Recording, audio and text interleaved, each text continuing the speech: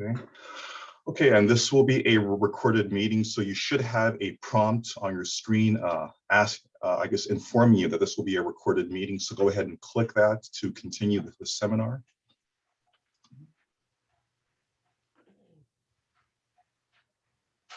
Okay, I'm getting one person that isn't getting any audio. So is anyone else having any audio problems?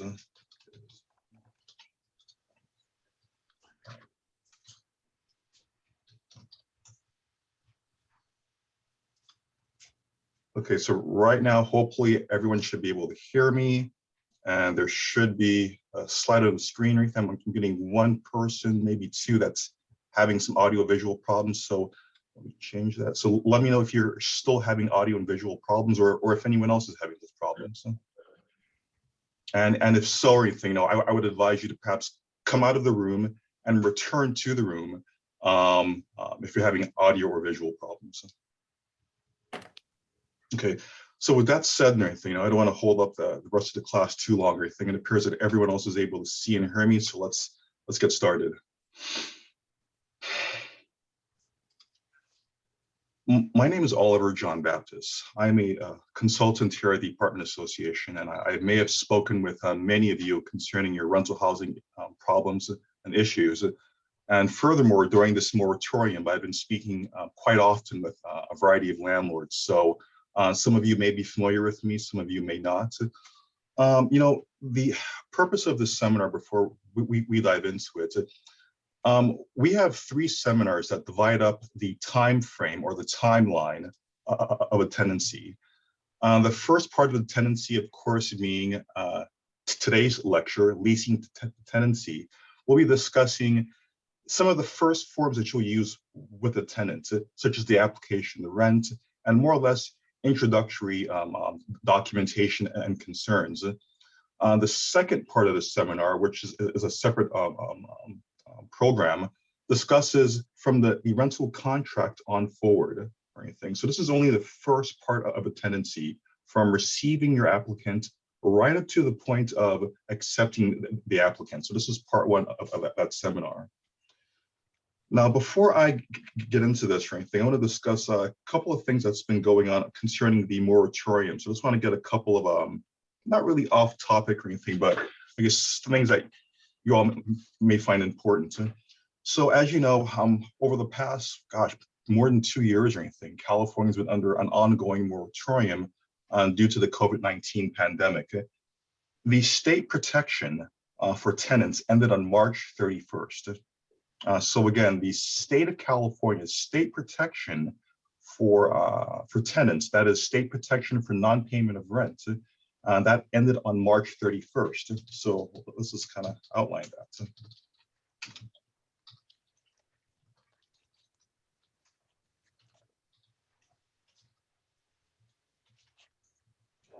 Now, although tenant protections have ended at the state level, Los Angeles County has more or less picked up the loose ends or anything, and they have an ongoing seminar, or rather an ongoing moratorium, ending June 30th of 2023.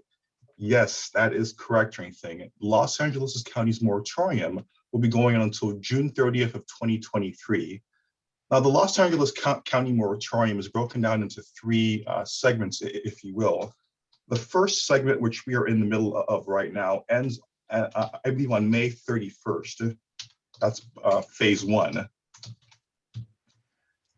From June 1st to December 31st, the end of this year, we're under phase 2. Now, what is the difference between phase 1 and phase 2? As the phases continue, certain restrictions are lifted. For example, in Los Angeles County, there is a prohibition on no-fault terminations.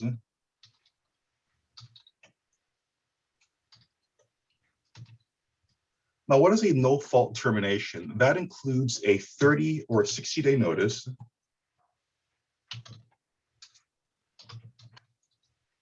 or renovation. For example, doing renovation work that will last you 30 days or more, so not a minor renovation job. These are the two most common no-fault terminations. And when I say no fault, I'm talking about terminations that are not the tenant's fault. This is separate from, say, an at-fault termination, where it is the tenant's fault, such as not paying rent, for example. But again, in Los Angeles County, all no-fault terminations are prohibited. The only one that is allowed is owner occupancy. Now, owner occupancy really requires three things or anything. So although Los Angeles County allows you to use owner occupancy, that means that I'm either moving in myself, my son, my children rather, my grandparents, or my parents. Owner occupancy cannot be my brother, my cousin, my aunt. So it's more or less my direct lineage, if you will. Owner occupancy is the only type of no-fault termination allowed in Los Angeles County. Now that requires three things: a 60-day notice, which we have here at the Apartment Association, a second notice given to Los Angeles County. There's a separate form created by the County of Los Angeles that you must give to them in addition to the 60-day notice, and also the relocation payment. Now, normally for a relocation payment, the relocation payment that you would pay to the tenant for relocating would be 1 month's worth of rent. But because we are in the middle of a moratorium, the relocation payments are much higher. You're using the amounts from Los Angeles County, and the Los Angeles County relocation payments can be anywhere as low as $7,000 up to $13,000. So again, owner occupancy is the only allowed no-fault termination in Los Angeles County currently. But again, I mean, if you want to get your property back, owner occupancy is probably the only way. Now, what about non-payment of rent in Los Angeles County? Well, right now, you can file an eviction, and that may come as a surprise to many people, but it just depends on what forms you're serving and how it's done. So, well, let me pause here. We got some couple of questions coming in or anything. Let's see. What about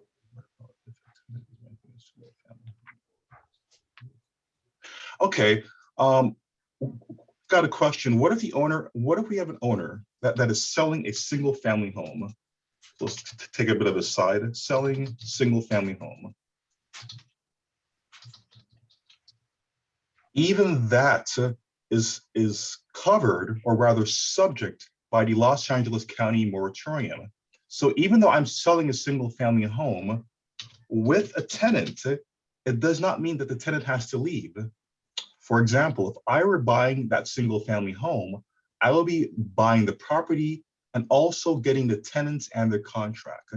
So no, the selling of a single family home or a condo in Los Angeles County will not allow you to, or rather will not necessitate the tenant to leave the property. Now, in Los Angeles County, what about non-payment of rent? And I know we're getting a bit off topic from the main subject of the seminar, but these are common questions that we get in the office, and I just thought it would be beneficial for the students. Now, we're in Los Angeles County, and rents, let's say rent is due on May 1st, for example. Rent's due on May 1st. Now, in Los Angeles County, tenants have a 7-day grace period. And these are 7 business days. So what does that mean? It means that rent is due on the 1st. After the 1st of the month, I have 7 business days. The tenant has 7 business days to reach out to you to tell you that they're experiencing a hardship and that they are unable to pay rent. So again, rent's due on the 1st for most people. After the 1st, the tenant has 7 business days to reach out to me, the landlord, in writing, in text, however, to inform me that they cannot pay this month's rent. Now, furthermore, there is no demand of proof. I do not have the leg or the authority to demand a paycheck stub, termination documentation, anything to really verify that there's a real need from that tenant. Nonetheless, or anything, if the tenant is able to communicate to me within 7 days that rent is deferred until May 31st of 2023. So you may have a situation whereby month after month, within 7 days, the tenant is communicating with you, perhaps in writing, and that more or less kicks the can down the road, adding to their unpaid rent payable by May 31st of next year.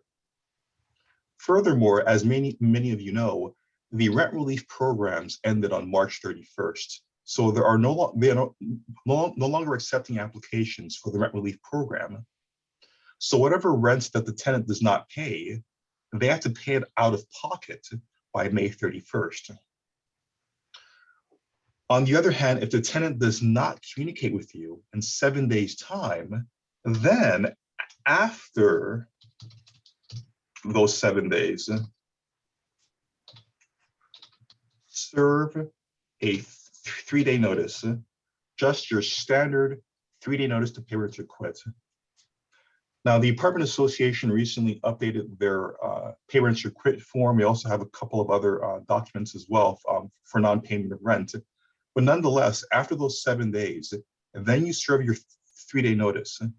If the tenant does not pay you in those 3 days, then you can file an eviction. So that's how any rent that is due from April 1st on forward, that's how it will be dealt with. Well, what about rents due prior to March 31st? What about that or anything? And that's a very common occurrence for landlords. If your tenant has a pending application,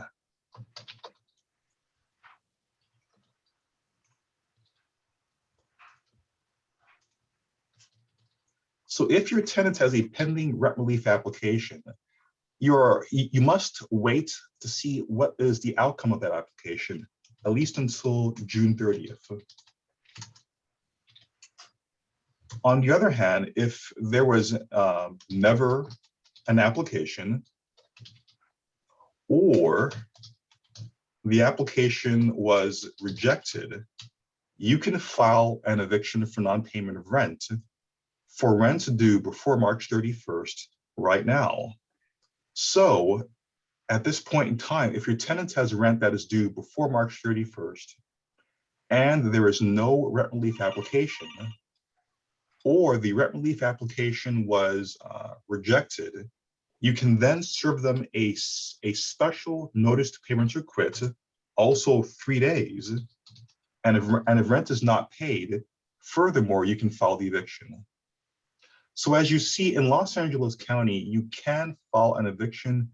There is a couple of hurdles that you have to cross in the meanwhile. Now, for the city of Los Angeles, the city of Los Angeles has probably the most aggressive tenant protections. For example, there is a rent freeze for all RSO properties. So that's pretty much properties that are under the city of Los Angeles's rent control policy. RSO stands for Rent Stabilization Ordinance, also known as rent control. So all properties that are under the city of Los Angeles RSO are under a rent freeze. They are prohibited from raising rent, for one thing, not until 2024. What do you mean 2024? Well, for example, Los Angeles City, their moratorium ends, I believe, April of 2023. Then for 12 months after 2023, there is an ongoing rent freeze. So the rent freeze will continue for an additional 12 months, even after the moratorium ends in the city of Los Angeles. Now, there are other things I can go into regarding other violations. For example, what about tenants making noise, tenants creating a nuisance issue, for example, unauthorized occupants or anything. That's another discussion, and I would kind of take us away from our topic. But nonetheless, or anything, that's our current situation in California. So if you're in Los Angeles County, we have a couple more months to go with our own moratorium. The city of Los Angeles, of course, or anything, has a much more stricter moratorium. But if you are outside of the city of Los Angeles, you can do a rent increase, you can serve a notice of payment to quit, and you can file an eviction. So got a couple of questions here. I think let's take this before we dive into the actual lecture.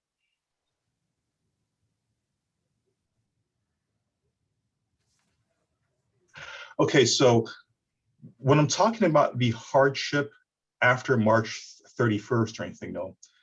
So again, if anything that is due from April 1st of 2023 on forward, that they have basically these, let's call it the 7-day protection. Let's call it that. Where basically they have to, reach out to you, not necessarily in writing. And what's interesting, there are a number of attorneys I've spoken with, and that actually was a topic of discussion. Should the 7-day notice be in writing? Can it be a text or anything? Well, if you read the actual ordinance, the LA County moratorium ordinance, they're very open-ended. So for you to demand that it be in writing and then file an eviction on that basis is leaving yourself open to a bit of a bit vulnerable or anything. The law is written purposely or anything to be very open-ended. So it would accept, for example, whether it be a text, whether it be a phone call, whether it be any sort of communication where you can create a record from that. So they're very open-ended regarding that 7-day notice. So yeah, if it's just a text or a call, I think more or less kind of to give it a general term, any sort of communication that you have a record of. So whether that be a text, a letter, a phone call, any sort of communication that you have record of will be sufficient for them putting in their hardship notice. So again, just wanted to take a couple of moments to discuss what's going on in the moratorium. Again, we get tons of questions here at the Apartment Association on this. So I'm just wanted to take a couple moments on that. Okay, so now we're going to switch gears and actually dive into our lecture, Principles of Rental Management. And again, we're discussing the first portion of a tenancy from the leasing process right up to accepting the person. The other seminars will discuss accepting a tenant and the rental contract. Now, just a couple of tidbits about the industry and everything. Now, the question often comes up or anything, Oliver, why is it that in Los Angeles County or or California as a whole or anything that they tend to be very tenant friendly, and especially in Los Angeles County? Well, Los Angeles County, over half of the population, 54%, is a tenant population. So that's a pretty high constituency rate or anything, that local representatives have to be attentive to. Now, as far as putting the burden on landlords, that's a whole nother, ball of wax or anything. But nonetheless, or anything, it is understandable, I think, that the representatives would feel very beholden to over half of the population being tenants. Furthermore, or anything, the cost of housing or anything, at least for tenants or anything, or even for buyers or anything, is skyrocketing. For example, a 2015-2019 comparison shows that in Los Angeles County, the average rent rate was about $1,300, about $1,300 or anything. Whereas in Los Angeles County, it was roughly $1,700. So that was in 2015. Fast forward 2019, not too long ago, the average in Los Angeles County is about $1,500, whereas in OC it is at $1,900. So there's an upward trend that we see going on right now. But on the other hand, or anything, and right now, the mortgage rates are rising throughout the nation. So basically, well, let's put a little example here or anything. Okay, so the 30-year mortgage is probably the most popular type of mortgage, whether you're buying a single family home or whether you're purchasing rental property. Now, the mortgage rate has increased at least by 5% recently, and that is the first time that it has hit 5% in over a decade. So, uh, so what does that mean or anything? What it means that homes are less affordable, whether they be single family homes or whether they be rental properties. Furthermore, this is going to result in a decline, and that's the prediction, at least on Wall Street and many others or anything, a decline in demand for owner occupancy. Now, if there is a decline in owner occupancy demand due to an increase in interest rates, where is this population going? Obviously, they're going to the rental market. So many do foresee an increase in the demand in the rental market. And at the same time, that having an upward, I guess, pressure, an upward trend rather, in the rent rates. Now, obviously, rent rates can only go up so far. At a certain point, owners are going to kind of level off. But even for myself, one of the most common calls I've been receiving during these times is, Oliver, can I raise rents? And if so, how much can I raise rents by? Now, typically the increases that I'm seeing are not that, outrageous. Well, for one hand, for example, right now the rent cap is currently 8.6%. That is for duplexes and above. So if you have a duplex, a triplex, etc., your current rent cap is 8.6%. That number will be changing soon, but currently we're at 8.6. Even though we're at 8.6% cap, the increases that I've been seeing have not been that outrageous. They've usually been about 4 or 5% for the most part. But I'm seeing a trend whereby owners who have not raised rents in many years, owners who perhaps are not accustomed to raising rents year by year, are now raising rents. So I'm seeing a lot of catch up in the market right now. So whereas I won't say that the rent rates are going to an unprecedented level, but rather those that have been artificially lowered for many years are now bringing themselves up to market value. So we see many properties slowly bringing themselves up to market value during these times.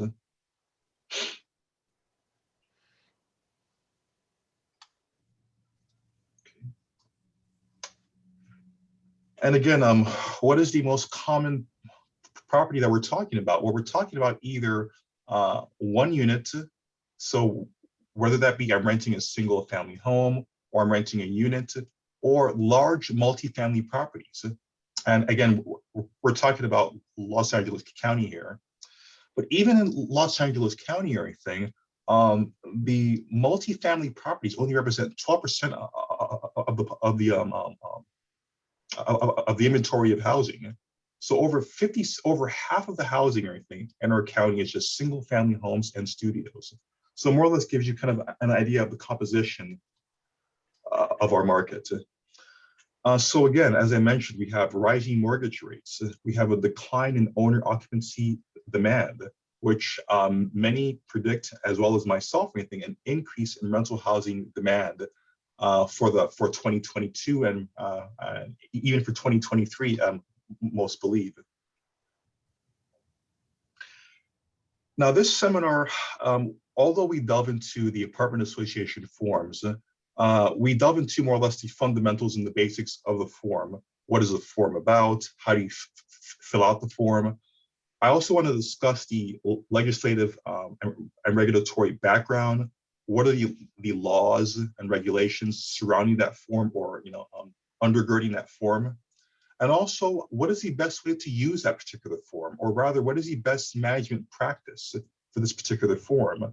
So that's more or less the kind of schema that I'm going through um, um, as I'm going over the apartment association forms. And this will be a fairly short seminar. Again, we're only talking about the initial portion of a tenancy, meeting the person, rather putting the property on the market, meeting the person, checking them out, right up to accepting the person as your tenant.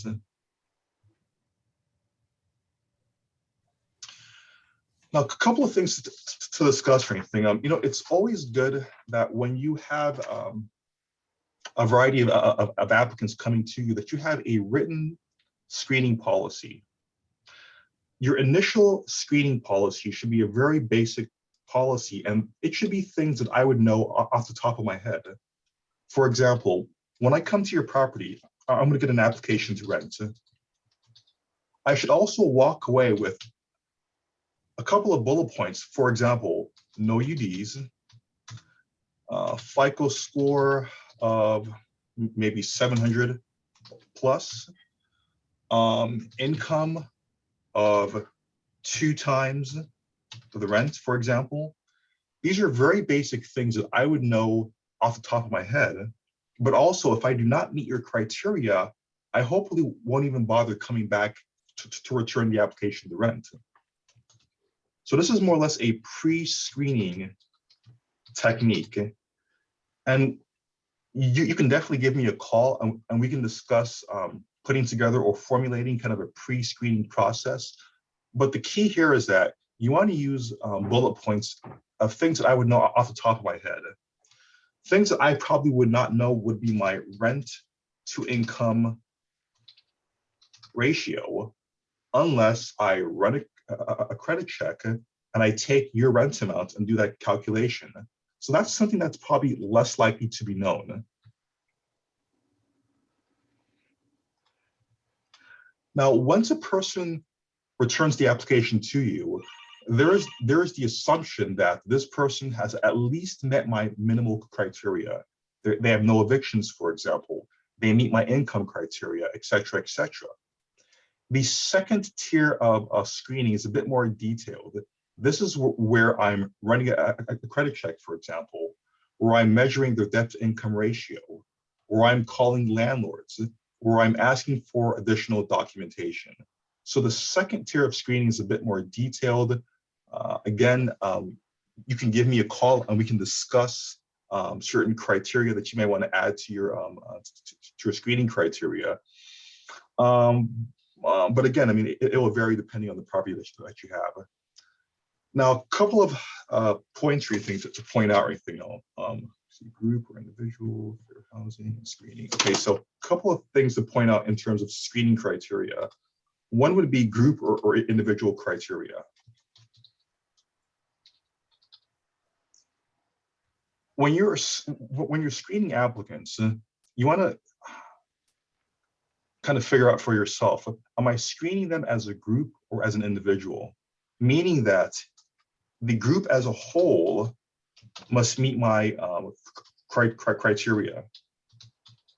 So I'm taking more or less the aggregate of their income, of their credit, etc. Or must they meet my criteria individually?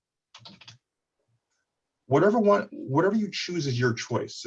Whether hey, group or individual, but you want to keep it consistent.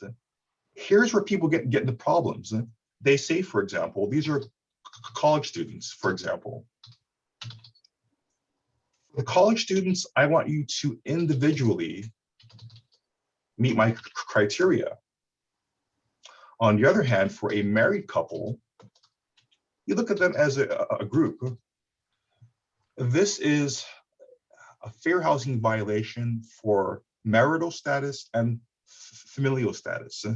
This is a fair housing violation on 2 points.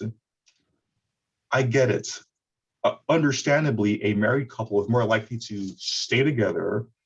So you would want to look at them as a whole. And naturally, understandably, college students are probably coming and going semester after semester. So you want each individual student or anyone else to meet your criteria. But again, you must use the same group or individual criteria for all applicants.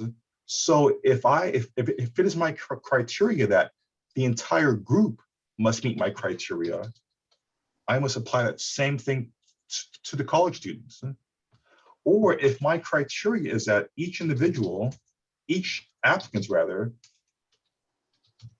must individually meet my criteria, then likewise, even for a married couple, even though they're living together, they're probably going to be together for the long term, I would want to look at them individually if I'm doing it for everyone else.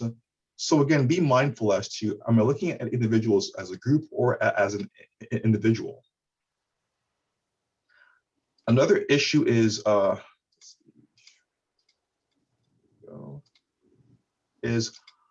occupancy. Now, fair housing has an occupancy standard, meaning that it's not a law per se, but it is a guideline that they use to determine whether or not there is a fair housing violation. So for fair housing, the Fair Housing Council rather, for a one bedroom, they recognize or acknowledge a total of 3 people. For a 2 bedroom, they acknowledge a total of 5 people. And how are they getting these numbers? 2 per bedroom plus 1. And again, it's the same criteria for each person. So again, for a 2 bedroom, that'd be 2 per bedroom for a total of 4, plus the 1, a total of 5 people. Now, if you keep this standard, you have no fear or concern of fair housing accusing you of any kind of discrimination based on the size of a household. The problem is if you go below this standard. For example, although fair housing acknowledges 3 people, maybe I historically allow maybe, let's say, 2 people in 1 bedroom. If that is my historical standard, and I can show that by showing past contracts, I can demonstrate that, then that's fine. I can keep my 2-person standard. But here's where I get the problems. If I have a 2-person standard for my 1 bedroom, and then I'm consistently rejecting applications, I'm consistently rejecting people not based on income or credit or anything else per se, but just based on the number of people. And furthermore, I'm rejecting maybe single mothers with more than one child, families with children, maybe individuals with 3 or more people, for example. And again, I'm turning them down, not based on income or FICO score, but just based on the number of people. And if this becomes a pattern of rejection, now there's a bit of a risk in terms of a fair housing violation. Fair housing would see the rejected applications and determine that your criteria is having a disparate effect.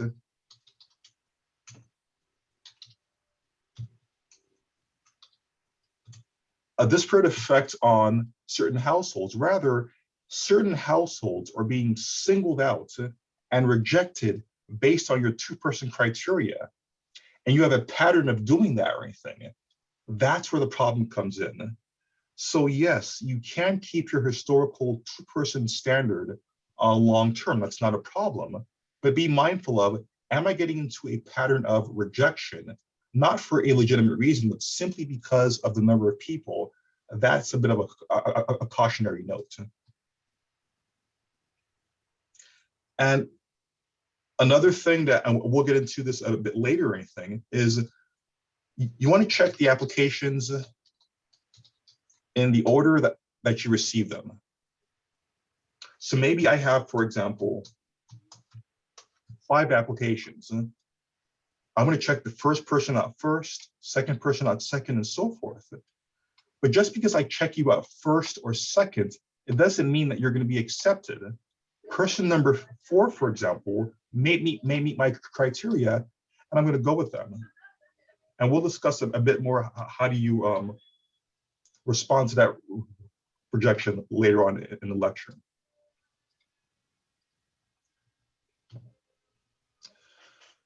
Okay, now this is the application to rent. This is a very common form that I'm pretty sure most of you are familiar with.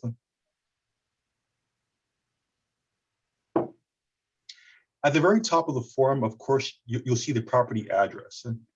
Obviously, pretty straightforward. If you have multiple properties, make sure that the correct property is written at the very top of the form. And there you want to have the property address, how much you're charging for rent, if there's a unit number, for example, basic information so that you and the tenants know what property or rather what product they're applying for. Now, there's a lot of sensitive information on this top portion. We see a social security number, date of birth, email address, license, et cetera. Please make sure that this information is correct and complete. That will include you having to compare what's on the application to a physical ID card, for example, or a physical social security card. The reason that you want to verify this information is that, one, of course, you want to have the correct information, but also, once this person becomes your tenant, you have very little authority to demand this information from them later on. And I'm seeing this problem come up a lot even during the moratorium. We have tenants that owe their landlords months of rent. So naturally, the landlord wants to know, well, can I get your current information, your current employment, for example, your current phone number, et cetera, et cetera.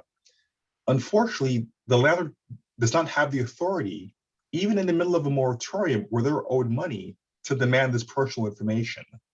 So the point is, get this information up front, make sure it's complete, make sure it's correct, because once you accept this person, you have very little leg to get this information afterwards. Even if this person owes you money, even if you're taking him to court.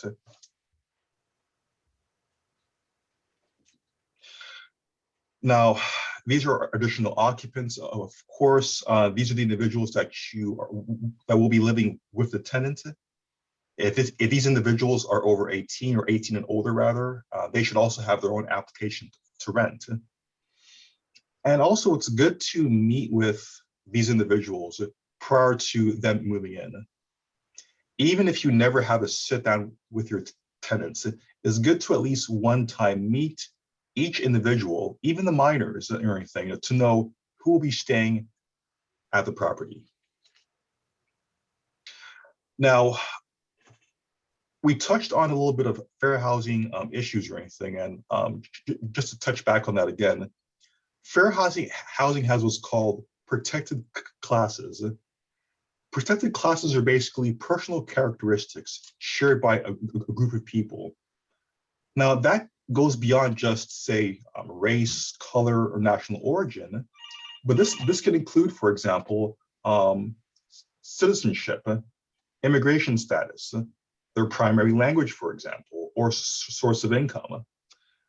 Now, what you see on the left-hand side, these are the federal protected classes.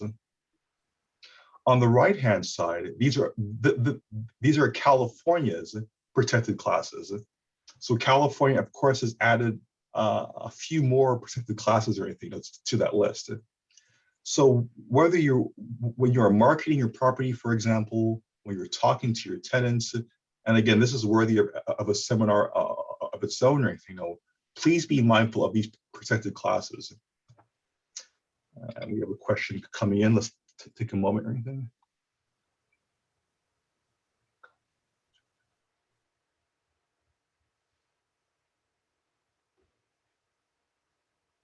Okay, so Mike has a good question. Now, Mike, short answer is no, you cannot do that. Now, what the student was suggesting is that, can I have a portion of my criteria under group status? So maybe, For example, I'm looking at maybe your income, for example, your rental history, but based on your, say, your from an individual standpoint, I will look at your FICO score. So no, you couldn't do that. You would have to, one or the other, basically. You know, you couldn't say, for example, I'm looking at some criteria from a group standpoint, but other criteria from an individual standpoint. I can see that being very challenging to even decipher that, but nonetheless, or anything, no, no, you couldn't say mix up criteria or anything. That's no, that's a no-no there.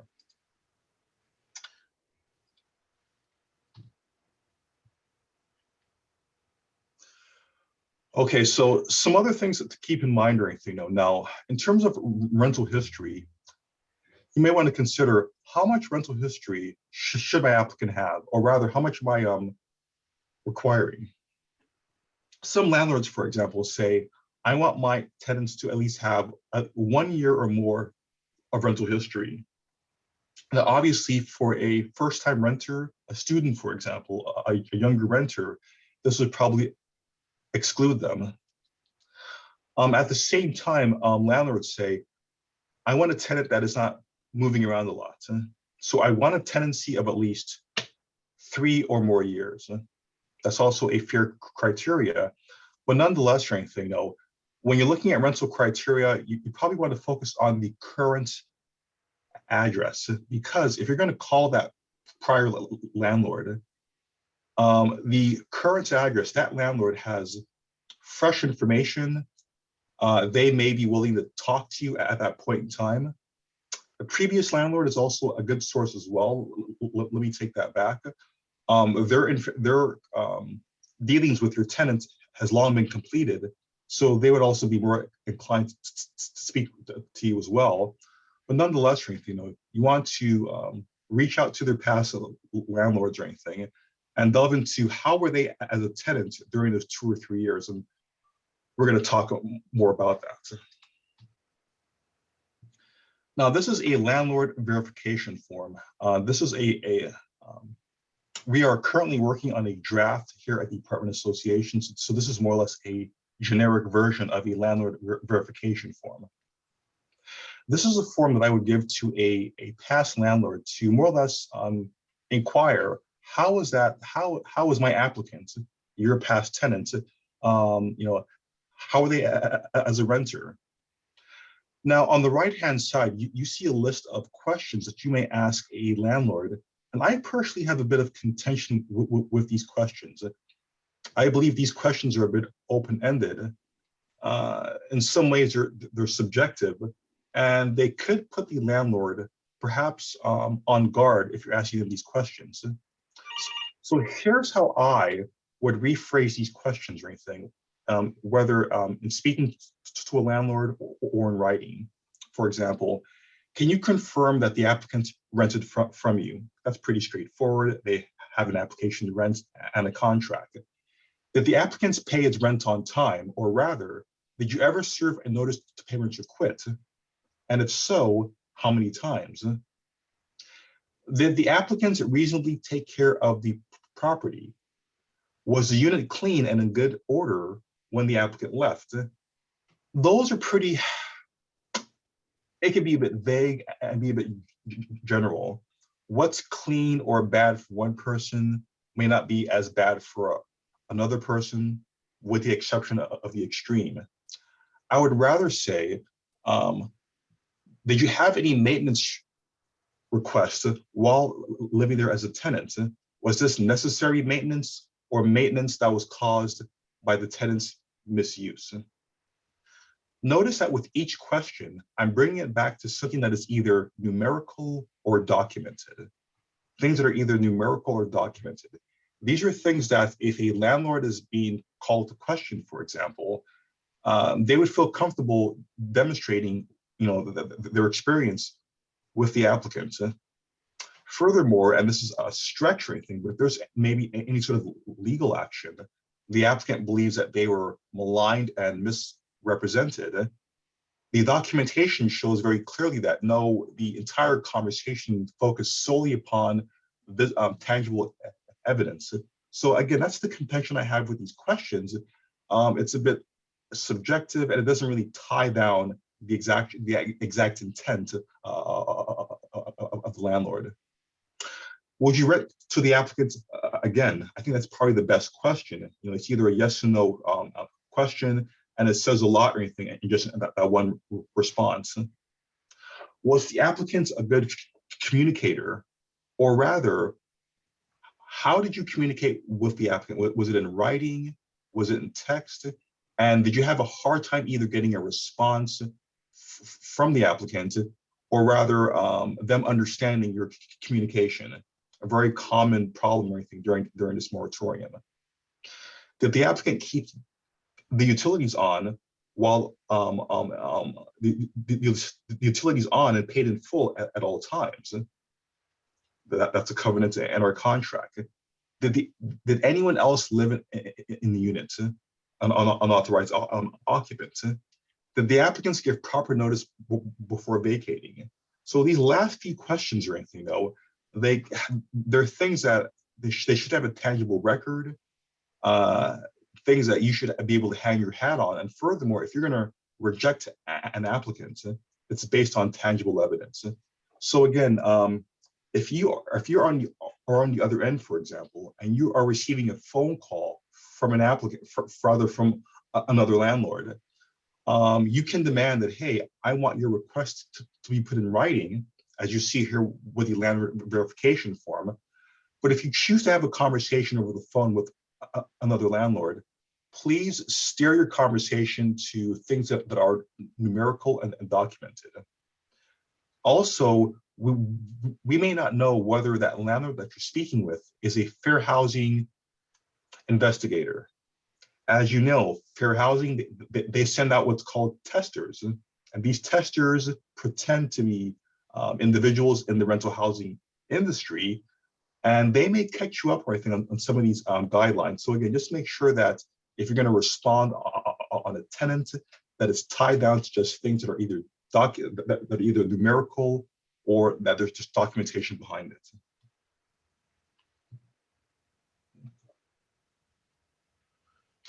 Source of income. Now, when looking at a source of income, you want to make sure that the source of income is consistent and verifiable.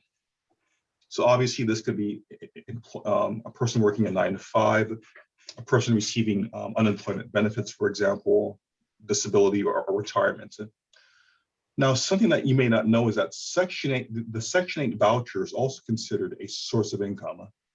A few years ago, maybe 2 or 3 years ago, a law was passed, more or less including the fair housing voucher as a source of income. So let's take a couple of moments on that. Should a person call you and say, "My name is Oliver, I'm interested in your duplex, your unit, and by the way, I have a Section 8 voucher." Many landlords get a bit perturbed when they hear that. You know, how do I respond? I did not want to be accused of discrimination. Knowing that I cannot reject a person just based on a Section 8 voucher, I would simply say, we rent to all applicants that meet our criteria. We rent to all applicants that meet our criteria.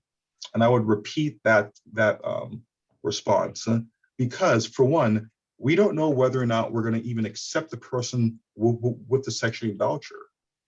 That person may have a collection, may have an eviction, may have other criteria as a reason that why I turned them down. But nonetheless, if you accept an applicant with a Section 8 voucher, then you have to also sign up with the housing authority. And I tell the landlords that if you accept a person with a Section 8 voucher, that also entails you signing up with the housing authority, undergoing an annual inspection of your property, and having to more or less deal with the housing authority, when you're doing a rent increase. So again, that's just to demonstrate the point that again, a source of income has to be consistent and verifiable. Now, what would not meet this criteria? Maybe I'm a student and I'm receiving a grant or a student loan. Maybe I won a lawsuit and I was given a lump sum of money, for example, um, um, for my lawsuit. Although these are probably large sums of money, and they're certainly verifiable, but they're not consistent. Whether it be a student loan or student grant, or whether it be a lawsuit award that I was given, and that money can be spent once and it's done. So again, you want money that is consistent and verifiable. And again, that could include, whether it be alimony, child support, even payments that are received from a trust or investment on a regular basis.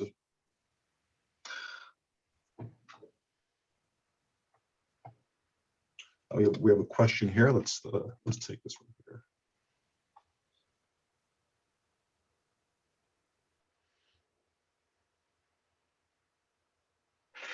Exactly. So the student was going back to our earlier question in terms of using group or individual criteria. And even if you're using the FICO score, for example, yes, it will be an average of the 3 FICO scores. So maybe I have a FICO score standard of, say, 720, for example. Then yes, I would take those 3 scores, average them, and hope that they at least meet that level.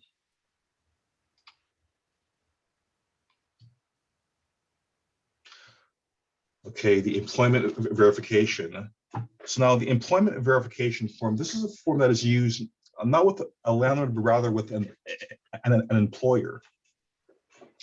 So at the very top, now this is a sample one that you may see. Most of them are fairly similar, but nonetheless, the applicant, will sign my name at the top and at the bottom of this form. I am more or less allowing my employer to provide to you, the landlord, information about my employment. Now, where is it? Now, it tells the employee's name, their social, if they're employed, how long they've been employed, what their wages are, any overtime wages, for example. Notice that it says nothing about them coming late to work, or how are they as an employee? Do they have a good attitude? Are they responsible? The fact that they're still working there should say something, but nonetheless, again, this is strictly numerical and things that are documented. So this is something that you would give that a tenant, you would give this to a tenant, for example. The tenant would fill this out, would give this to their employer or human resources. Human resources would complete this form, and the tenants would return this, or rather the applicant would return the same form to you, which you would use during your screening process. So it's pretty straightforward. It's just an employment verification form that you would use for anyone working a 9-to-5 job. Now, this is near the bottom of the application to rent. Now, these are various guidelines that may make or break an application. For example, they're asking whether or not the person was a veteran, for example. Whether they've had credit problems. What do they have, whether or not they have an eviction filed against them. These are things that you would find on a credit report. So it's good to, once you have this information, if it does not meet your criteria initially, don't go forward. If you want further information, obviously run a credit check, verify what's on the credit check to what's on the application. And if there's any discrepancy, that may be the basis of the disqualification. Now, this section also talks about criminal acts. Has a person been convicted of a felony or a misdemeanor against persons or property? If a person checks yes on any of those boxes, or even both of them, that cannot be the basis of turning them down. On the other hand, if this person is maybe an on-site manager, or maybe I'm renting a single family home that I live in, and this person will be living with me as an additional tenant, then I could be a bit more stringent in my guidelines. But outside of those two scenarios, if I'm simply renting an apartment out, a person's criminal record cannot be the basis, or rather the reason for me turning them down. Now, on the other hand, if this person basically didn't disclose that information or even lied to me, maybe they checked off no on the application to rent, then after running a credit check, I find out that this person does have a criminal past. Now I can turn down the application, not because you have a criminal past, but rather the discrepancy in the information. What's on the application does not match what's on the criminal background check or the credit report. Another area to keep in mind is, does the person have any animals or pets? How many, and a description of that animal. Now, this is a common point of contention, especially with ADA animals, everything assisted animals, seeing eye animals, or even emotional support animals. So this is something that I'll probably discuss again in a separate lecture, but let's kind of take a couple of moments on this. Oftentimes I get calls from landlords whereby a person presents themselves with no pet, they move in, and then maybe after a month's time, a pet shows up. And this building has a no pet policy. So what is the tenant's response? I have a medical condition and I need this animal. Okay, well, it happens very often. So the landlord would say, well, isn't this person misrepresenting themselves? When I first met them, they had no pet. Now that they're my tenants, lo and behold, this pet shows up. Yes, they are probably running a fast one on you. That's probably what's going on. And unfortunately, it happens very often. But in the eyes of the law sees that this person may have had a change of events. They may have had a bout of depression 1 month after moving in, and all of a sudden they need a pet. So the law is very flexible, if you will, in allowing a person to pop up with a medical animal whenever there's a need for one, even if one wasn't shown to you once they first moved in, and then after moving in, one pops up. Now, I'm kind of jumping ahead to the separate lecture, but should a person have an assistive animal, or rather, should an animal appear in the unit and they have no medical verification?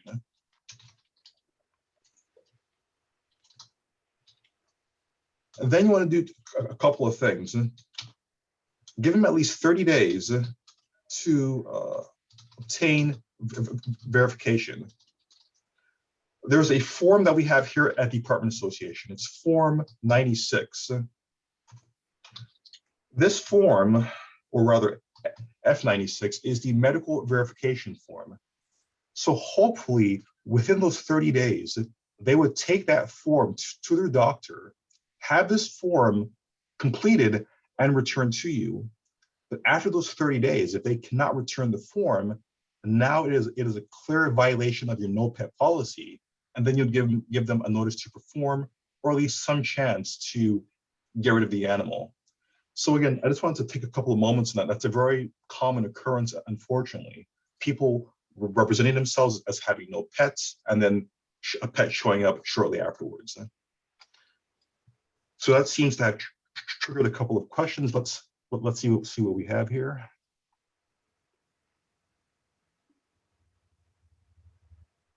Okay, now the employer form is also a form that is currently in the works here at the Apartment Association. So I want to say hopefully in the next few weeks, we should have the tenant verification form for landlords, as well as the employment verification form as well. So yeah, that's soon to come.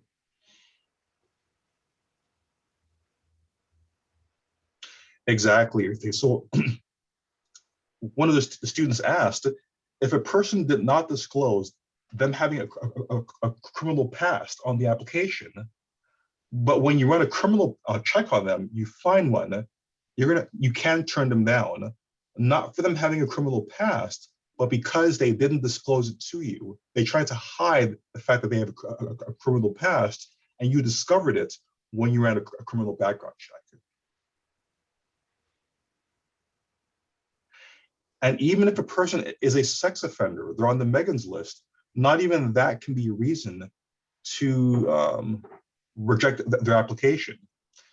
And I'm kind of getting off topic, but I have heard of situations whereby a person's on the Megan's list, they're a sex offender, and they're living in a large community.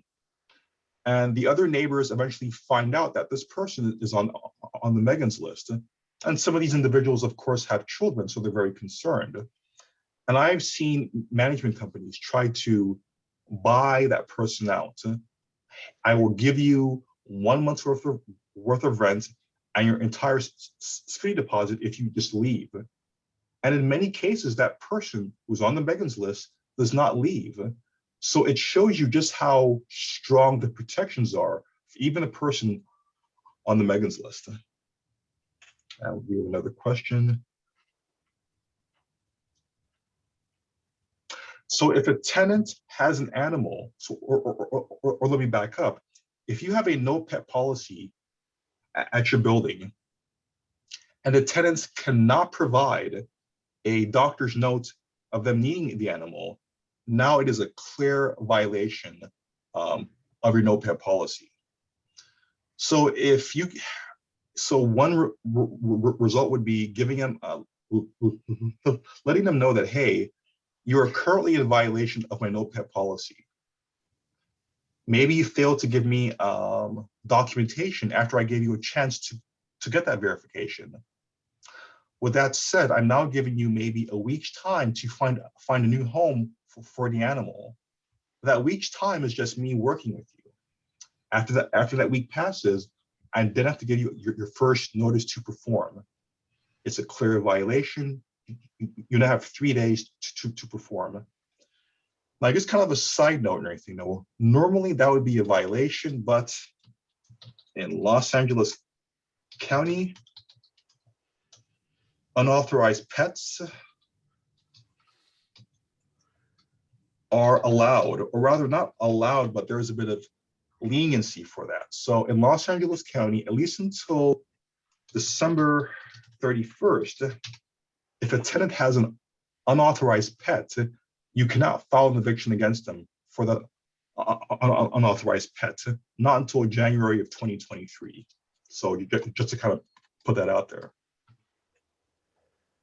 If you have any other questions. Okay, perfect, okay.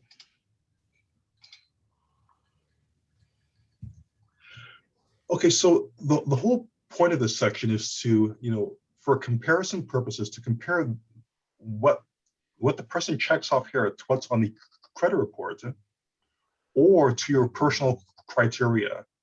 And again, what you find here may make or break a person's application or anything going forward.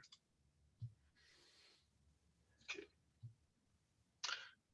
Banking and credits. Now, just like getting a person's name, their social, their license, you definitely want to get their banking information if they have a bank account. You can even demand that your applicants have a bank account. You can make that as part of your rental criteria. Now, another reason, after this person becomes your tenant, things go sour, things go south or anything. Now you want to take legal action against them. Now that bank account becomes very important for a possible collection, money judgments, or a lien. So the banking and credit information, as well as the personal information, will be very important to take any of these legal actions against your tenants. And also something else as well, or anything. the difference between a consumer report and a public record.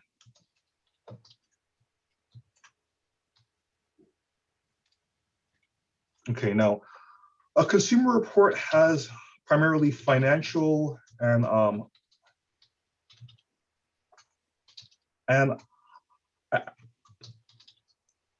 so a consumer report is basically your old-fashioned credit report. It has financial information and also personal identifying information, like the person's name, social, date of birth, etc. A public record or anything, let's call it a court record, has small claims, for example, liens, anything that you have to go through the court system to get your outcome. Now, here's the thing. Maybe a person owes you money, for example, or, and they eventually move out. So you take them to maybe small claims, for example, and you're victorious. Just because you're victorious in small claims, it doesn't mean that this will show up on a consumer report. And vice versa. Maybe I have an eviction, for example. An eviction is a public record thing. Now, maybe the eviction will show up on a public record, but the eviction likely will not show up on a consumer report. So how will this affect me? Maybe I'm trying to buy a car, for example. Maybe I'm trying to buy a Honda, and I go to a dealership, and they run my report. Very often, many dealerships or anything, they're probably going to run the very basic consumer report. Some may do a public record report, but a very minimal one that may not include anything, an eviction, a lien, or anything else.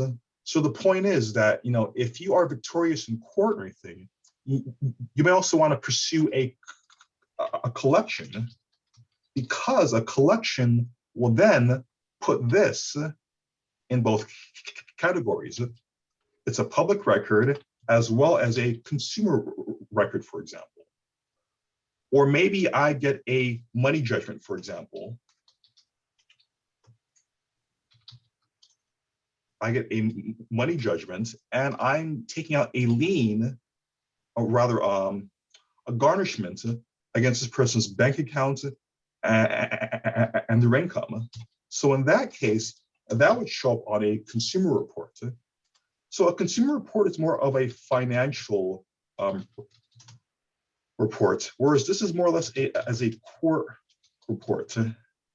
So the point is to know where your information is going. Oftentimes, landlords will say, Oliver, this person owes me a lot of money, and it's probably unlikely that they can ever pay me back.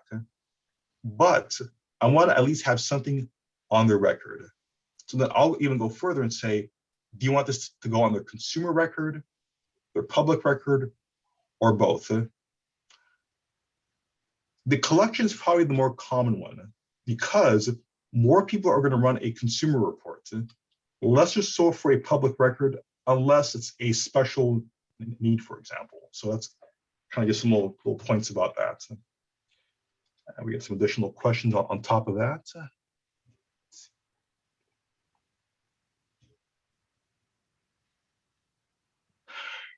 If you're renting a condo complex and there's an HOA guideline or HOA rules, our contract and many others or anything from other organizations ties the tenant to the HOA bylaws. So basically, if I, the tenant, violate the HOA bylaws, I'm also violating your contract. And whether that be with noise, pets, or anything else. All right, okay. Credit references. So now, again, just like I said for the bank accounts or anything, you want to make sure that you get as much information up front as possible. Again, if you want to file a collection later on, you want to take legal action later on, for example, this information will be very vital, I think. So that's pretty straightforward regarding that. Personal references.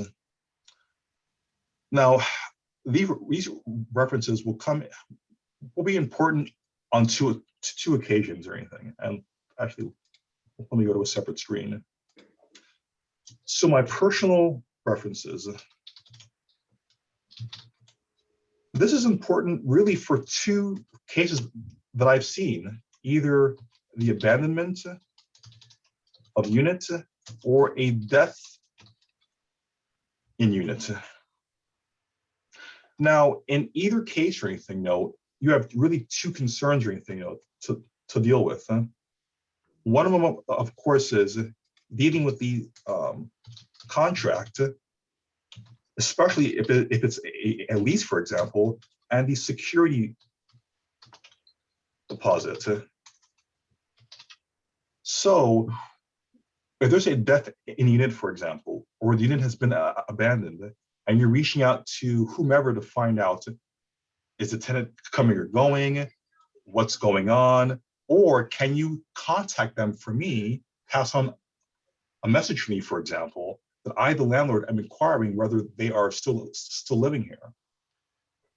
Nonetheless, or anything, if they're in either case or anything, if the unit is abandoned, or if there's a death in the unit or anything, the personal reference will be the same one, for example, to obtain these security deposits.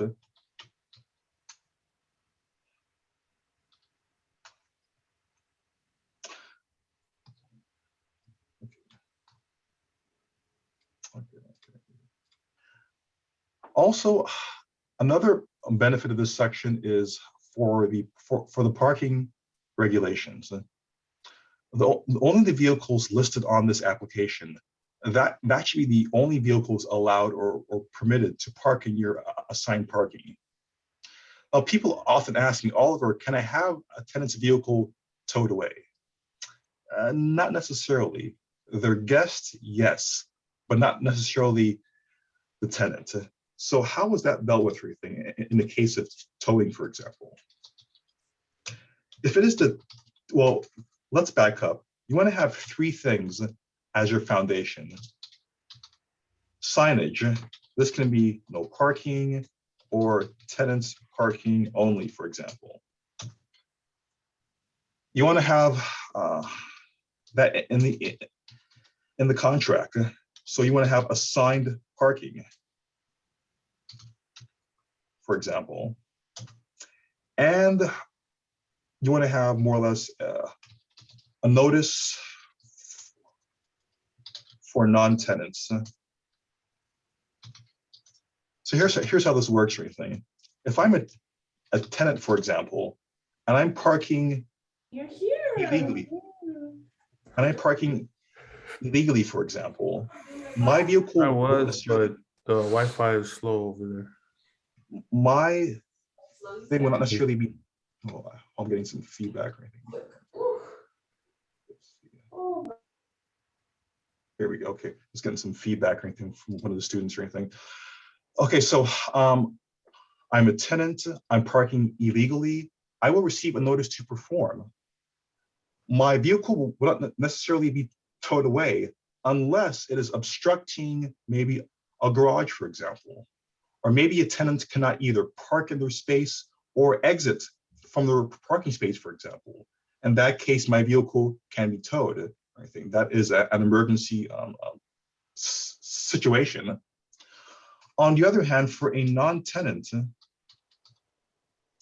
if a tenant is parked, you want in the parking in your tenant spot, for example, they are parked properly, parked in a space that's not assigned to them. You want to put a notice on the car. This notice lets the tenant know, the vehicle owner know that they are parked, that this is a violation, and that there is a risk of the vehicle being towed. And you want to wait at least 48 hours. Now that may seem like a very long time, I think. Obviously, if there's a dire reason for the car to be moved, It can be much sooner than that. But the 48 hours takes the liability off of you to show that I've done my due diligence and that the vehicle owner cannot come back to me for negligence or anything when I have your vehicle towed away. So after I have put a violation notice on the car, I've waited 48 hours, then I can have the non-tenant's vehicle towed away. When the vehicle is towed away, I want to be there on the morning or the afternoon when the tow truck actually arrives to the property. And there I want to have the vehicles, for my records, the vehicles make and model and year, if you have that, so color, VIN number, license plate, of course,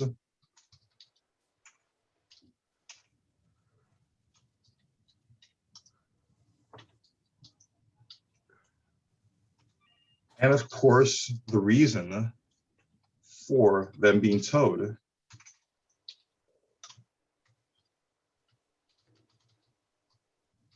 Now, legally, if the vehicle owner requests this information, you must provide it to them. So for example, if I were illegally parked at your property, you put a notice on my car, 48 hours goes by, then my vehicle is towed away. 3 days later, I come back and demand documentation. Why was my car towed away? This is what you would give to that vehicle owner, letting them know that or anything. And of course, I left out the most important thing or anything, the contact, who and where or anything. No, who do you contact to get your vehicle or anything, and where can you pick it up? This is the proper way. Many people don't do this or anything, but the proper way to manage vehicles on your property and to properly tow a vehicle and avoid any sort of liability from the vehicle owner. So we got a couple of questions or anything on top of that. So let's pull these questions up.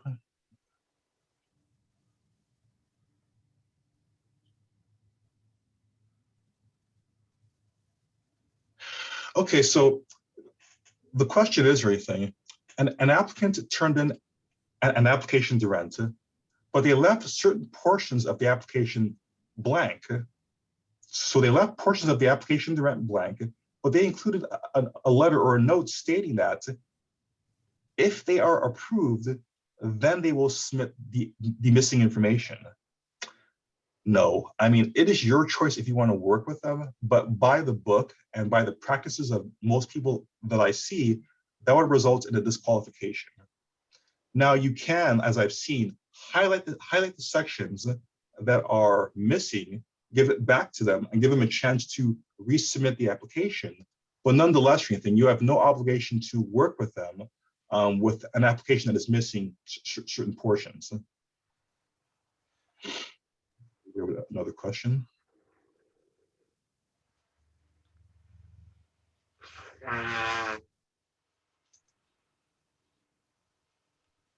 Okay, so in the case of a non-operable vehicle, maybe you have a vehicle on the property, the vehicle is leaking oil, leaking fluids, and it's been there for quite a while, maybe even a few years or anything.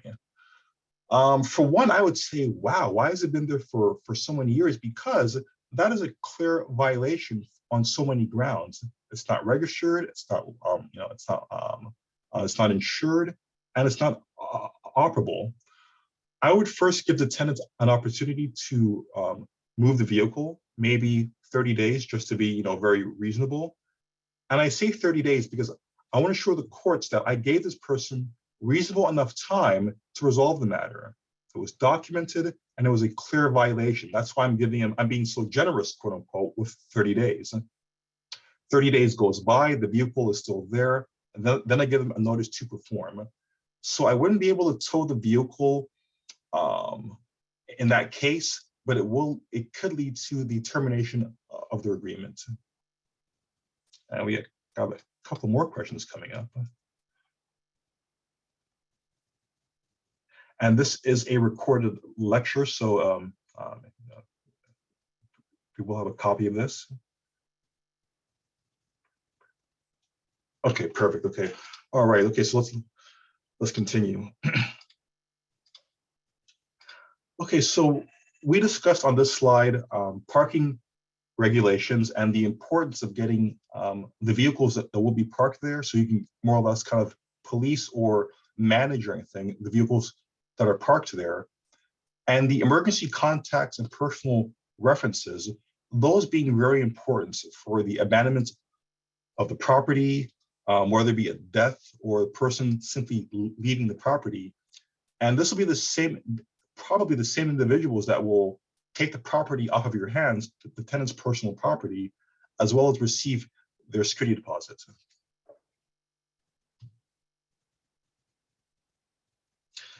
And this is the signature page on the application to rent. Again, this more or less points out three pretty common things. One, that I, the applicant, I'm giving you an application and I'm verifying that everything on the application is true and correct. So even the application to rent is a legally binding document. I am, at least in the eyes of the law, am presenting you an application to rent, and you are assuming that the information on the application to rent is correct information. The second portion or anything, the second bubble in the center of this section states that by signing the application to rent, I am giving the landlord permission to do a variety of inquiries. A credit check, for example, employment checks, criminal background checks, a whole variety of employment checks, or rather of background checks. Lastly, the last section more or less reiterates or repeats everything the first section, that I, the applicant, am authorizing without reservation, without limitations or anything, that any agency can provide information to my landlord without any limitation. So by signing the application to rent, I'm giving my landlord carte blanche or anything to pretty much do any sort of inquiry necessary to make a decision on my application to rent.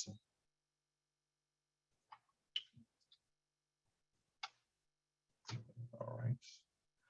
And that was only the first form or anything. Now we're on the pet application. Okay, so pretty straightforward and everything. The pet application you want to use at the same time as the human application. So I come to your property, I have a dog with me, I'm going to receive an application to rent and a pet application. So at the very top of the form, for example, this is the owner's name, the pet owner's name, their address, etc., etc. And also, of course, a photo of the animal. Now here, we're describing the animal or anything, the name of the animal, the breed, etc., etc. What is the purpose of this section? Well, when you have a pet policy, you are allowing an individual animal with certain weight and breed restrictions. So when you have a pet policy, it is not a revolving door of pets, nor does it allow you to have unlimited animals, but rather it is for a specific animal allowed to live at the property. The pet application is no different than any other occupants, even a minor living there. The minor is not on the contract, but legally they're allowed to stay there because they are a party of the tenants. Likewise, the pet is also a party of the tenant, and under the contract, they have authorization to stay there.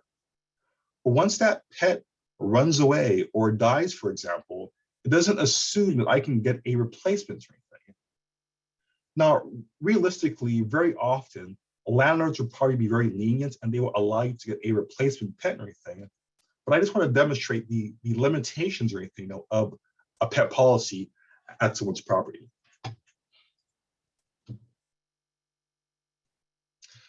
Now, as I mentioned, everything, when you're asking this information from the pet owner, the pet's name, breed, etc., everything, you can also ask the same thing from an ADA animal. But here's the limitation, everything, and this is a bit irritating, but you cannot demand that the ADA animal the American Disabilities Act, whether it be a support animal or service animal, you cannot require that it's a certain breed or a certain weight, or the pet is assigned to a veterinarian, or the pet has, its shots, for example. Unfortunately, in terms of a service animal or support animal, the law is very lenient, or rather flexible, in terms of the type of animal that the pet owner can have. On the other hand, general rules still apply. Even though I have a support animal or a support or an assisted animal, I'm responsible for noise, keeping the animal on a leash, and even picking up after the animal. So in the case of a support animal or an assisted animal, yes, I will use the pet application to identify the assisted animal. But on the other hand, some certain portions I probably won't be able to enforce. Case in point, the veterinarian and the veterinarian's address. If this were a normal pet, yes, I could demand that any pet living at my building has an assigned veterinarian. For a support animal or an assisted animal, I don't have that leverage. Okay, and this asks some additional questions about the pets, whether the pet has any medical problems, whether you care for the pet when you're on vacation. Why is that relevant or anything? Okay, now, an assisted animal, let's bring up the whiteboard again. A support animal has more rights than a emotional support animal, an ESA animal. The support animal can go anywhere. And when I say, and of course, within reason or anything, no. Whereas an emotional support animal is limited to the rental units. I cannot take an ESA animal and say a restaurant or on an airplane, for example. Whereas for a support animal, again, a support animal being a seeing eye dog, for example, right? That's the most common example. Those animals can go anywhere, I think. So as you see, the support animal has more rights than the ESA animal. Anything else? Now, with the support animal, for example, or rather with the calls coming in, everything. Now, with the ESA animal, as I said, I cannot demand any sort of further documentation, further requirements for either the ESA or the support animal. But anything, if this animal is being left home, for example, and they're creating noise, for example, and you're getting complaints, that can be the basis of a termination. So even though a person has a support animal or an ESA animal, and these animals seem very untouchable, they seem to have lots of rights or anything, nonetheless, or anything, if the animal is creating noise or anything, or a nuisance or anything, I would suggest a couple of things. One, documentation. Two, warnings, at least 2 times. What do I mean or anything? After I have gotten a number of complaints from tenants, so maybe I have 1 or 2 complaints, for example, noise complaints, for example, from tenants. I would then give you your first warning. And then I get a few more complaints from tenants. I would give you your second warning. Why am I giving 2 warnings or anything? I want to create a paper trail, because the first response or argument from the pet owner will be, Oliver, you're discriminating against me because I have an emotional support animal. You want to show contrary to that, no, I was very lenient with you. There is a pattern of your animal creating noise, me getting numerous complaints or anything, And I gave you 2 rounds of warnings before giving you that first notice to perform. And of course, that in itself, or anything, if not, resolved, can lead to an eviction. So even with an emotional support animal or support animal, either one of these or anything, although they are very untouchable, as I said, and everything, they're beholden to the same rules as any other animal, provided that I have ample documentation.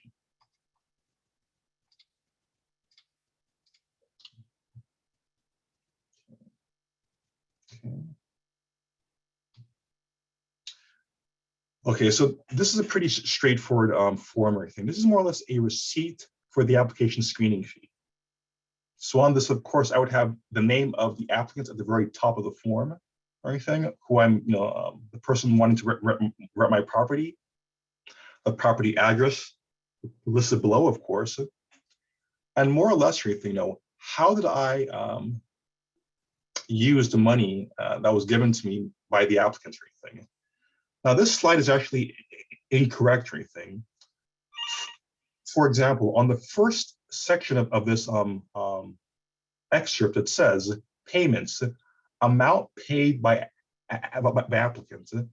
The total amount given to you should be put on that first line. Whatever amount is given to you for credit reports, for criminal background checks, as of 2022, cannot be more than $55.58 per person. So the total amount that I receive, I would put on the first line. Below there on the itemization, I would break down how the money was used. For example, 25 of this went towards the criminal background search, or rather the credit and eviction. I also charged $5 for my time. The time I spent either driving to the apartment association, or maybe I have a company, for example, and it is a business cost, for example. Then, of course, the total amount that I received, or rather used for my screening, is put at the bottom as well, $30. So it's, again, pretty straightforward, more or less a receipt for doing a background check. And again, the name and the address that the tenant is living in at the very bottom of the property.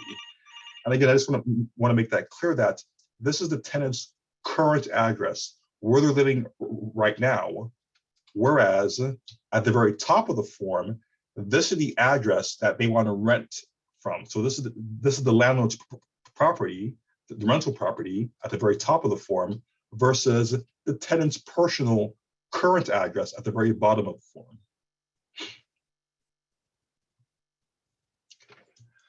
Kind of speeding things along. I just noticed it was 12:05 right now.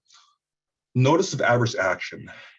This form is basically a rejection form. This is used to reject an application to rent.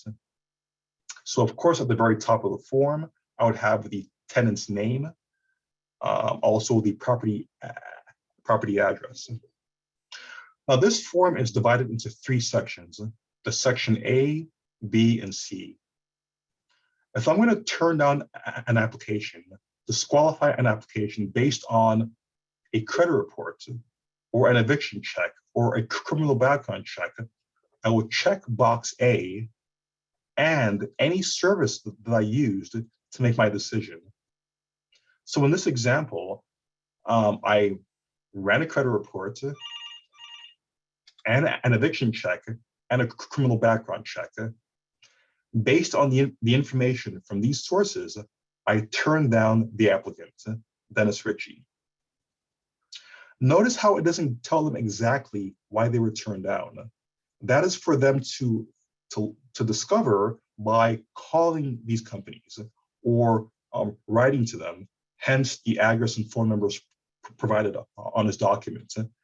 So you as a landlord do not have the burden to explain to them why they were specifically turned down, at least not yet, for example. Now, this is section B. Section B states that I've turned you down or rejected you based on information not found in the credit report. So information outside of the credit report. What can that be? Well, that can be any number of things. For example, that can be occupancy, income. Maybe you have a pet, for example, and it's a no pet building. I mean, there are a variety of reasons to turn someone down that are not found in the credit report. So if I'm going to turn someone down for information that is not found in the credit report, then I would check box B. Now, here's the caveat about that. The tenants can write to the landlord within 60 days to demand a reason why they were turned down. So if you check box B, within 60 days, the applicant can write to you to ask why they were turned down. What was the reason?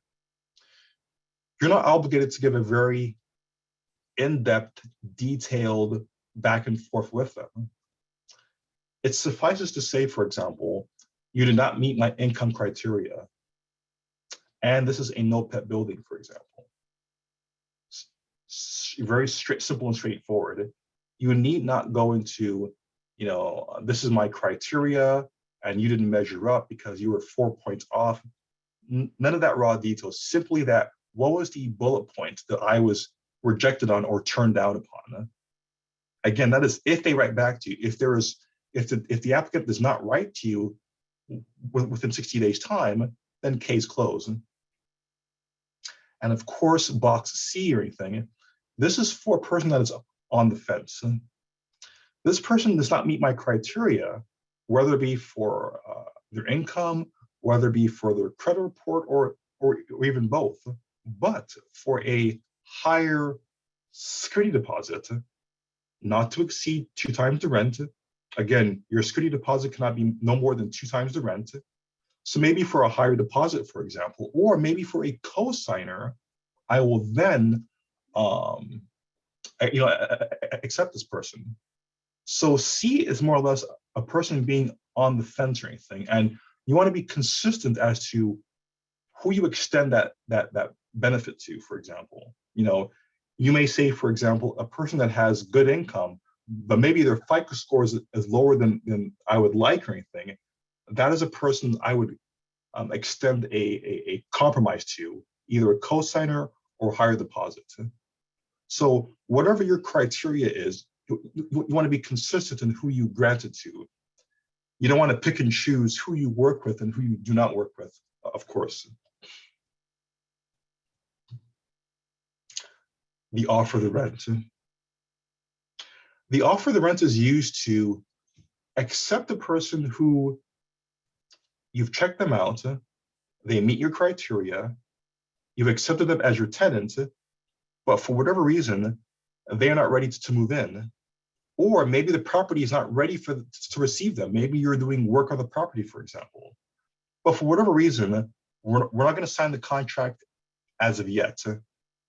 But I've accepted you.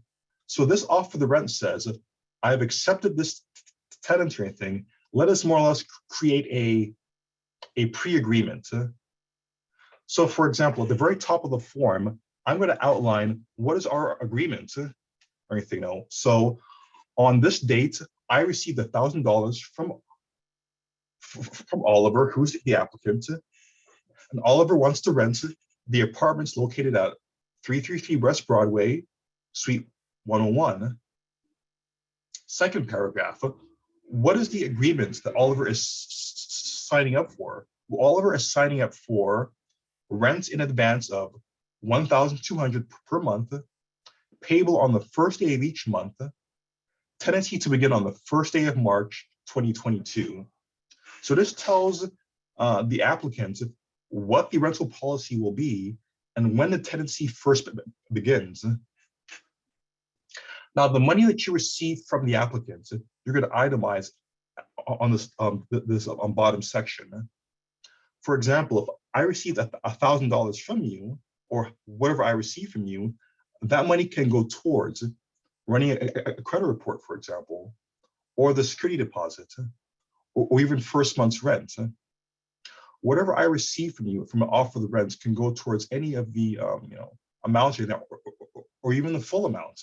It could be the entire first month's rent and the full security deposit. But again, the purpose of this offer of the rent says that I've accepted you, I've screened you, I want you to be my tenant, but I'm not ready to sign the contract as of yet. And that could be for, again, the property not being ready or the tenants not being ready for any case.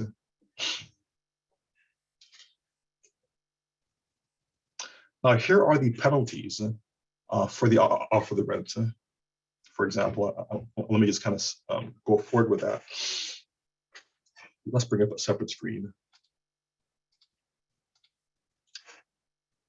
Now, with an offer of the rent, it says that I'm going to give you money, maybe $1,000, for example, to move in on March 1st, 2022. Now, if the tenant, for whatever reason, doesn't move in, maybe they change their mind, there's a penalty. The tenant owes me a daily rental amount. And again, that is your rent divided by 30 per day up to 30 days or until I find a new tenant. So again, if I'm your tenant and I give you money to move in and I send an offer of the rent, but then I call you and say, you know what, I can't move in or anything. I want to, I take back my offer. I want my money back. I would say, Oliver, I cannot give you your money back. You send an offer of the rent. So starting on March 1st, the day that you're supposed to move in, I'm going to charge you March 1st, March 2nd, so forth, up to 30 days, or until I find someone, whatever comes first. So if I find someone in 2 weeks' time, you only own me for 2 weeks, for example. On the other hand, if the landlord is not ready, for example, maybe it's March 1st, and there's still work to be done at the property, and it's just not ready yet for the tenant. That means that the money is returned to applicant. Now, realistically, sometimes the landlord will work with the tenant. They may say, for example, the property's not ready yet. I'm doing repairs. The property will be ready maybe in about a week's time. If you're willing to, I will comp you that period of time or give you some sort of incentive. But otherwise, or anything, for most cases, if I send an offer of the rent as a landlord and I'm not ready to receive the person on the move-in day, that entire money that I received from them goes back to the applicant. So the offer of the rent has penalties for either side or anything, if the deal falls through. Okay.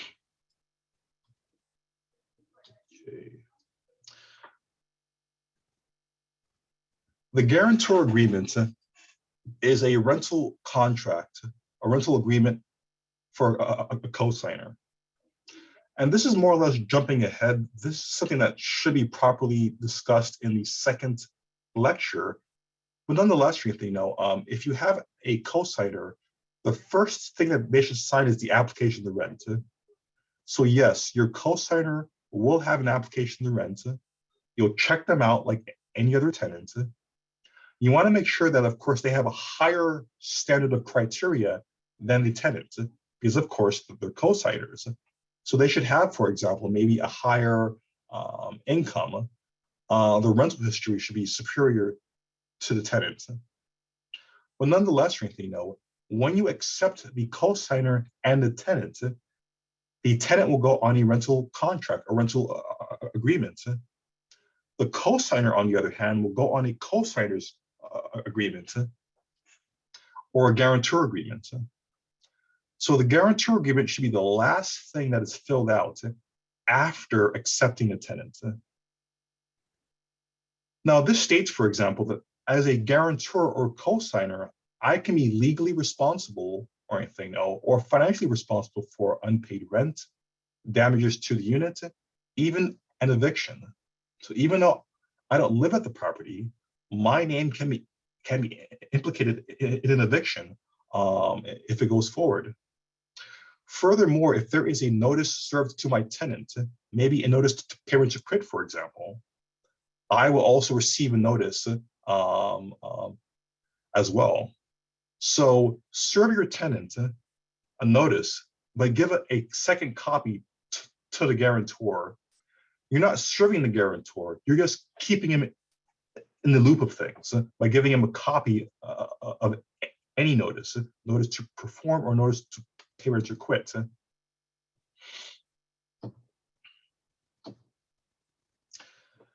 And the last form is the inventory checklist.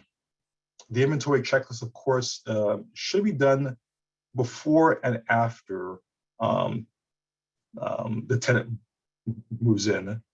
So for example, before the tenant moves in, I'm going to do an inspection of the property. I'm going to take photographs of the property as well and attach those photographs to the inventory checklist. So when the tenant receives this, his name at the top, my name at the top, the property address, he will receive this form along with a stack of photographs, maybe 4 per page, for example, of the unit. Now the tenant is going to go through the property and only in the move-in column, document the condition of the unit. Now it's been a common complaint that these sections are very small. How much information can you put in there? And I've seen other checklists, and for the most part, most of them run pretty small. That seems to be a common thing. But nonetheless, you can document whether the property has been cleaned, whether certain items are new, or whether it's operating. Furthermore, I think it's good to have the number of years that an item is working. For example, on the left-hand side under the living room section, for the electrical fixture, operating, I put operating, showing that it is currently operational. And in parentheses, I put 4, meaning that it is 4 years old. There are better ways that it can be perhaps written. Perhaps you can say operating /4 years, for example. But the point is, that those are probably the 3 or 4 comments that you'll put in that section, whether or not it's working, the number of years, the age of the appliance or whatever, whether it's new, whether it's been cleaned, or whether there are any distinguishing marks or things that are missing, for example. Maybe there's a stove, for example, and one of the knobs are missing. You would also document that as well, or any other defects in the property upon move-in. But nonetheless, you're also going to have photographs with this. The photographs will more or less kind of remedy or supplement the lack of space on the inspection checklist. So the applicant, tenancy thing, after going through the inspection, I will sign the bottom of the form and as well as landlord. In addition, I will also sign the photographs. So I, the resident / tenants, after the inspection, I will sign the bottom as well as signing the photographs added to this, this document. Consider this form the before. Before meaning that there's a separate form called a pre-move out inspection list. They move out inspection list. So when this person eventually moves out, you want to have this form with you and the photographs during that last walkthrough inspection when the person is leaving to compare the condition of the unit. And this goes a long way. I've seen many landlords that have this information ready for themselves. It makes it very hard for the tenant to say, well, this wasn't in that condition, or this wasn't that bad. You have a snapshot, if you will, a literal snapshot of the condition of the unit when the tenant first moved in. And that is it. So we covered a bit of ground in this lecture. Again, I just wanted to focus on just the initial I guess some of the initial concerns that you may have when you first deal with a tenant. Obviously, there are a host of other issues that we can discuss. For example, dealing with a person that's disabled, dealing with minors in the household, et cetera, et cetera. But again, that was more or less the purpose of this seminar, to cover some of the initial concepts and things that you may encounter dealing with a new tenant. With that said, I want to leave the floor open for questions. If you have any questions or anything right now about any of the forms, any of the laws surrounding the forms, even questions about the current moratorium, I'm open to take any questions right now. So we have one question coming in. Okay. Hey, thank you too, Mike. We really appreciate that. So again, this is the time that we can discuss and even in depth any questions. Ideally, questions dealing with taking a new applicant. So we can discuss, for example, creating a screening policy, or rather, let's kind of go over the lecture kind of as a memory guide. So just to summarize what we've discussed or anything very quickly or anything in this lecture. And again, this is just more or less to help you to formulate any questions that you may have. We discussed the application to rent, for example. And with the application to rent, we also discussed third parties that you might want to reach out to. Third parties such as a past landlord or a current job. And in both cases, we want to avoid subjective questions. We want to make sure that we are using things that are documented and things that are numerical. We also discussed, comparing what's on the application to rent with what's on the credit report. I think the takeaways from this particular slide would be that you cannot turn someone down that has a criminal past only if they fail to disclose that information. For example, the importance of getting banking information, because you may want to use that later on for a consumer check or even legal action. And again, we discussed the difference between a consumer report, a financial report, and a public record or a court record. The importance of references, whether it be for abandoned property or personal property, and also parking regulations, the pet application, the limitations of the pet application, and also how the pet application applies to ADA animals. We also discussed a little bit about support animals and emotional support animals as well. A little bit about the receipt for application screening fee, pretty straightforward. The rejection form, the notice of adverse action. What are the components of the adverse action form, and what are your responsibilities as a landlord when you're rejecting someone?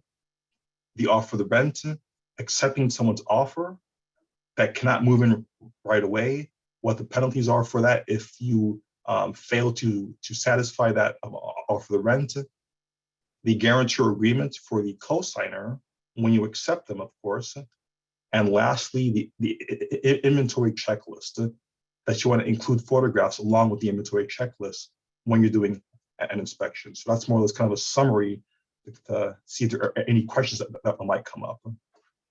Let's see what we have here. We have one question.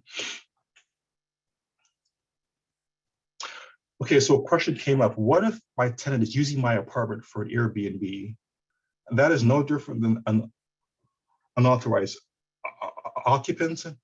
And furthermore, cities have guidelines for short-term tenancies. So that was, I think, a really good question. For example, in the city of Long Beach, and every city has their own guideline for a short-term rental. So an Airbnb would be considered a short-term rental.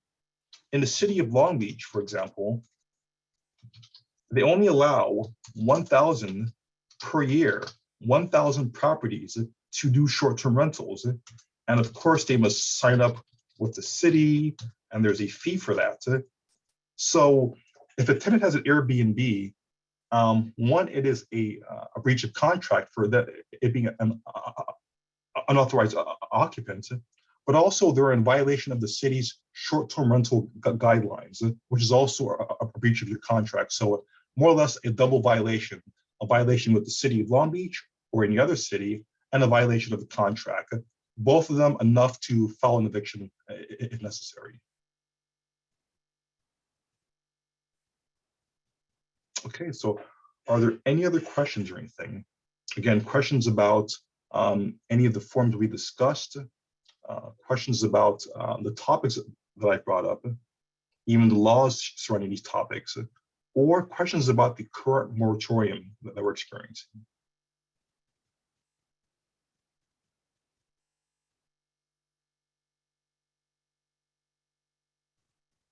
Okay, so it appears that there are no questions. So I first want to thank you for attending the seminar this morning.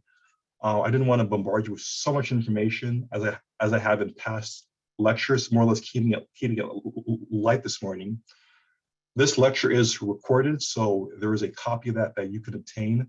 But furthermore, if you want to give me a call to discuss any of the topics, as you know, I do counseling here at the Apartment Association. So if you want to give me a call afterwards to discuss your personal question or anything in the lecture, please give me a call or anything here at the Apartment Association.